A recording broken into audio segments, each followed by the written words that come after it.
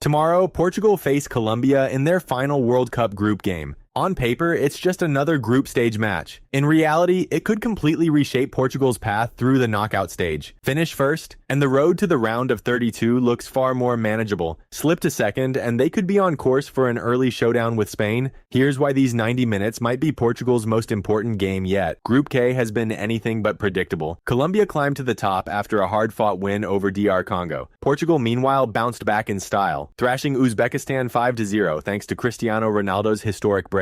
But that earlier 1-1 draw against DR Congo left them chasing the group instead of leading it. Now everything comes down to one final match. Colombia only needs a draw to finish first. Portugal has no such luxury, only a win will send them to the top of Group K. And that single difference changes everything. One team can afford to be cautious, the other has to take risks. If Portugal beat Colombia and finish top of Group K, they'll likely face Switzerland in the round of 16. Switzerland is well organized and difficult to break down, but on paper it's a far more favorable draw. But if Portugal fail to beat Colombia, they'll finish second, and that's where things get dangerous. Their reward would likely be an immediate clash with Spain, the reigning European champions, one of the favorites to win this entire World Cup. And this isn't just another matchup. Portugal and Spain have produced some unforgettable battles over the years. Spain knocked Portugal out of the 2010 World Cup, while their iconic 3-3 draw in 2018 featured Cristiano Ronaldo's unforgettable hat trick and late free kick. That's why tomorrow's match is about much more than finishing first. It's about avoiding one of the toughest possible opponents before the tournament has barely reached the knockout stage. One result could make Portugal's road to the trophy significantly easier or dramatically harder. Think about it from Portugal's perspective. Beat Colombia, finish top of the group, and the road suddenly looks far more inviting.